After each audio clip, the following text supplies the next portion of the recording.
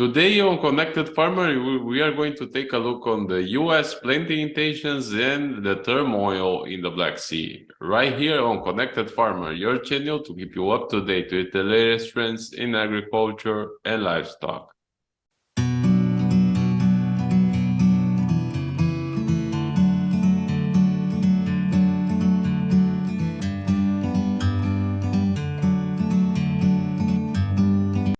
Hello, Jerry. How are you today? So let's jump right in your planting estimates for the United States. So basically, you are seeing more corn acres with 90 million acres for corn, and for soybeans, you'll see a different story. Well, it's up some in the soybeans, but definitely the corn acreages after last year's suppressed numbers because of the northern plains there, and they had to go prevent plantings because of the extended wet spring, and that I anticipate that to rebound. Now, the interesting thing about it is that North Dakota and parts of South Dakota and Minnesota are under the snowbank again, and to some extent that could be still a factor. But I think the whole world is anticipating that good rebound in numbers. I'm looking for about 2 million up. Some other people are as high as 91, like the USDA was back in the Ag Outlook numbers at that point. The soybean side of things here, kind of modestly up. I'm about 700,000 or so higher on that one. I think the reason I'm in that area on soybeans is the fact that I think some of these western areas of Kansas is a good example, even parts of Nebraska, and that they've been so dry and that type of thing. I think that if there's some failed acres out there, they probably might put that into beans versus putting it into corn. Corn is such a high intensity moisture crop. So I kind of feel like that's a possibility, because I also think that the winter wheat numbers that were put out last in January, which are right up there against 37 million acres. I think that's going to be potentially a number that's going to come down because particularly the heavy number of increases in Texas and that where they had a 1.6 million increase. I feel like that number is going to be all of a sudden the planting number out there is not going to be as high. It was out there. They planted some of that wheat just to make sure that the ground didn't blow in that, and it's probably not going to be actually ever planted to wheat. It was just a cover crop situation. But in general, the top three acreages here are likely going to bounce back to a couple of years ago level, and that just at around the 253 million number, maybe 253.5 million type situation. On an overall basis, that includes a big setback in cotton. We had the same thing down in cotton last year. We had a lot of things that were planted, but never really ever had a chance to grow. And so overall, the USDA's planting intentions next week always garner the most attention on the March 31st reports. But sometimes the stocks reports can also be highly important, and I think that might be the case this year. Well, I want to know the market mindset for those planting intentions. So what do you think producers are expecting, or what the prices you are expecting given all of this scenario? Well, the producers really kind of react to what they're seeing at their local elevator, and that. And the one thing that's been kind of interesting this year is that because of the smaller corn crop and that, and the demands at the ethanol production facilities around the western U.S. here, and that's where the drought was the toughest out there in Nebraska, Kansas, western Iowa, maybe South Dakota, and that's where the ethanol production is at. They've been scrambling out there to get corn into to process and put it into the U.S. ethanol system, and that's been part of the reason why I think that we're seeing this jump in corn acres here coming back, and also there's been always an innate desire for most grain producing people to put corn in if there's a price out there for it. Soybeans has some intrigue, and I think there's more and more people starting to realize that you can make more and more, actually make more money planting soybeans. You don't put as much ingredients in, and that's part of the reason I think we're going to end up seeing the increase in some planting of soybeans in the country is that. And also, I think that the one thing about soybeans is that we're most likely going to have some more double crop beans because of the certain amount of the increase we've had in winter wheat plantings, and the interesting part of that is that's the double crop soybeans are in the areas where soft red winter wheat's at, and that's areas from Missouri, Arkansas, and eastbound in the U.S. And so I think that's another area where we have some increase. Now the potential yield is not as strong on double crop beans, but it's I think we're going to see that, and that's part of the reason why acreage planting numbers on beans are a little bit higher than some people in the trade is because I am anticipating at least some double crop beans, and that is part of the scenario that will be surveyed. It's not just a shot in the dark. They do ask for that information so that we will have that on our scale.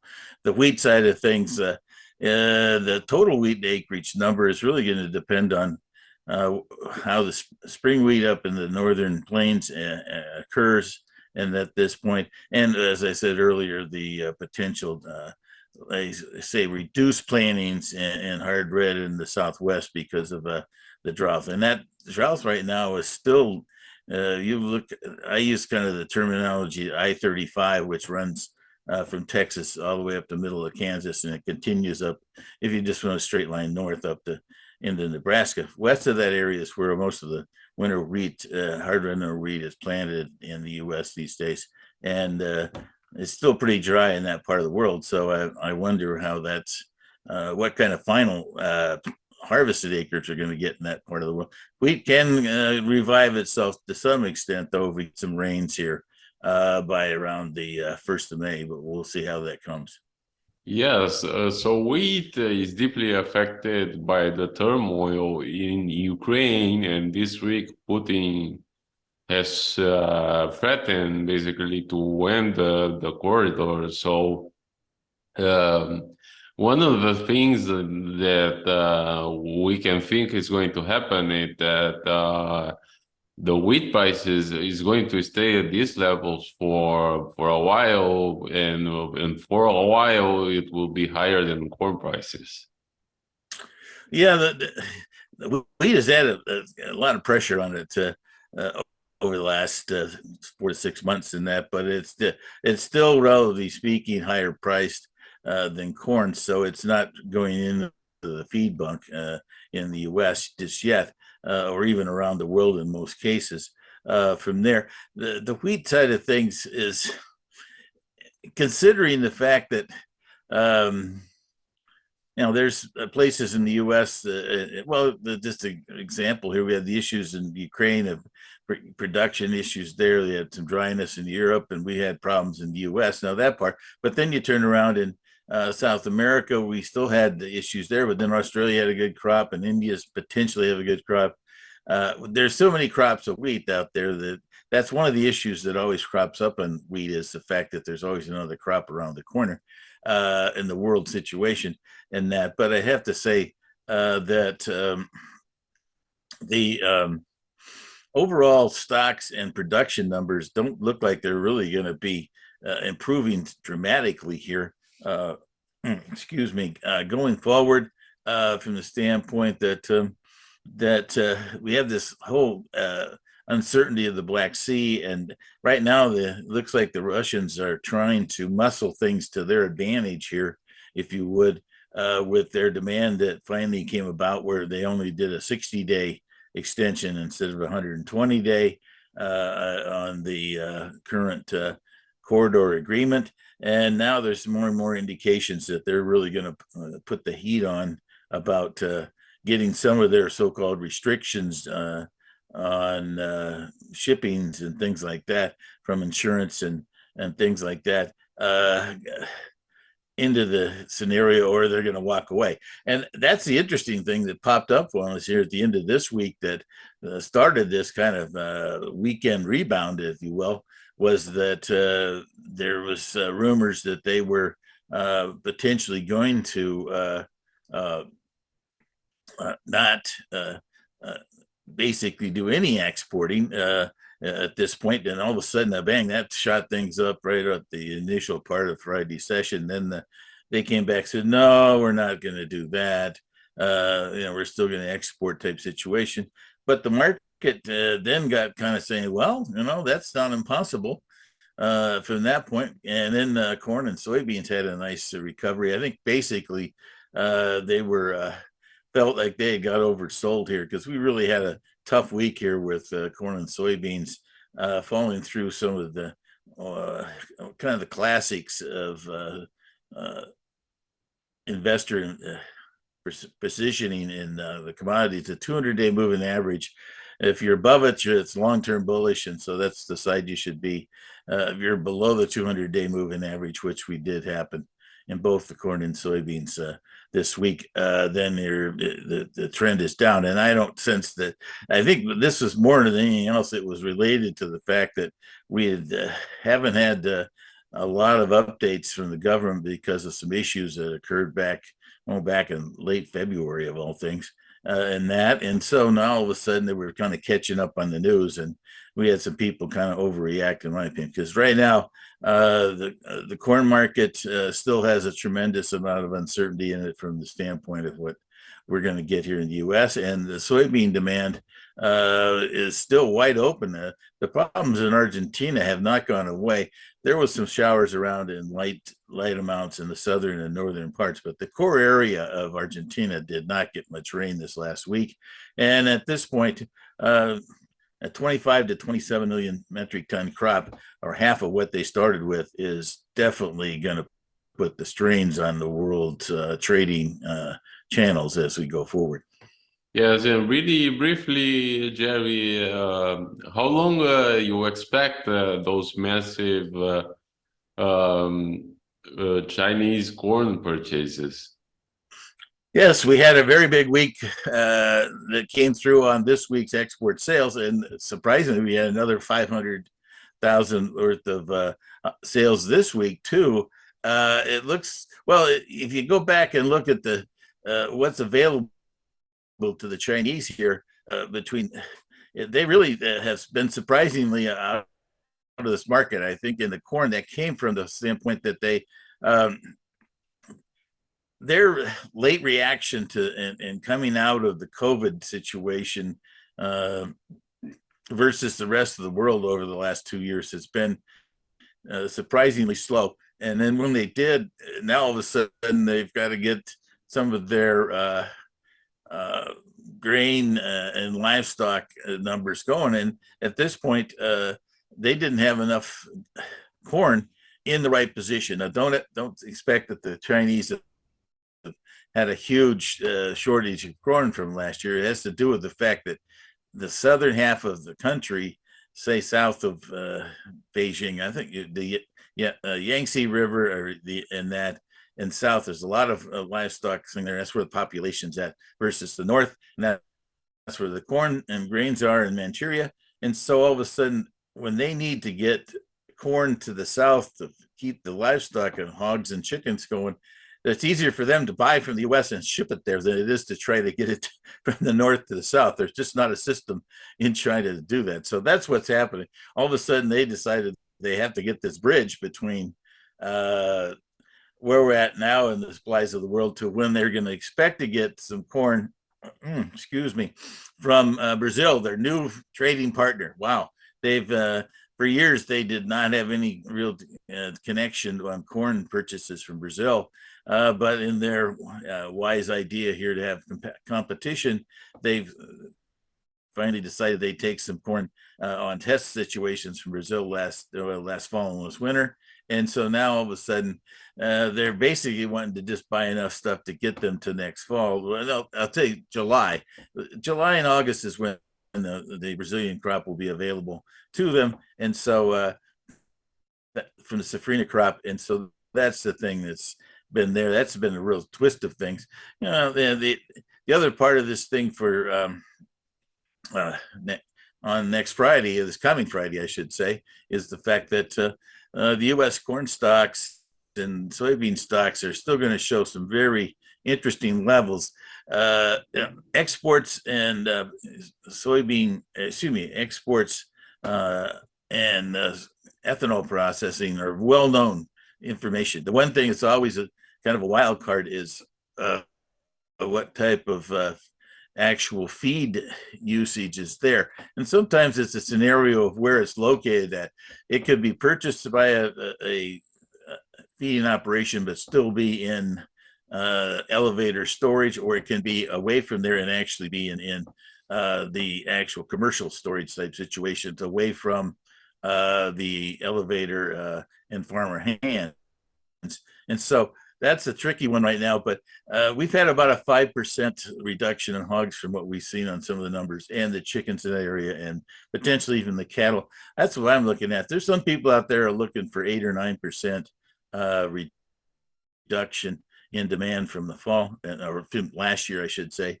And that's the real difference. That's going to be the thing in the corn stocks that's going to be widely, watched and see. Interestingly enough, a lot of the trade numbers are where I'm at, and so with a carryover stock on corn, all of a sudden I forgot the number out there from there. That from that point, well, then on the soybeans, a similar situation. That one's always depends on what's going on. We've got good numbers on U.S. processing and exporting. But the one thing that's interesting, last fall we had a very, very wide residual in the difference between the crop size and also what was used, and how that came to the stocks were lower than anticipated.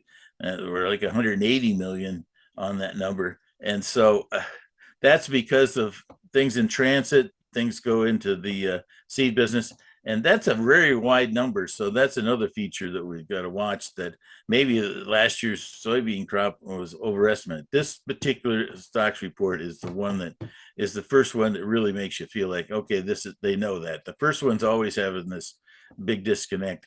If all of a sudden that residual number is not, well, I'm using 50 million off. Some people are less or more than that. I think that makes sense. That's about the size we've had in the past on this time of year, a 50 million reduction. And that's what's given us a 1.73 kind of number on carryovers, or excuse me, on March 1st stocks, March 1st stocks. So the stocks numbers are important, and they will guide us. I think the motions will still be with what's going on in the planning numbers next week. Right now, I think we've maybe found a little bit of footing here, and there's people are starting to realize that the near-term situation could still have a lot of uncertainty. Right now, we had more of a technical and liquidation from the funds here as they were reacting to their signals, and I think it's got a little overdone here in the last few days. All right. Thank you very much, Jerry. You bet. Yes, lots of things to look at for this coming week. We might not get much happening after Wednesday or so. As we finally get there, we could bounce around and then wait for the numbers. and then we'll be off to the races for the spring planting season in the U.S. We'll see you then. Take care.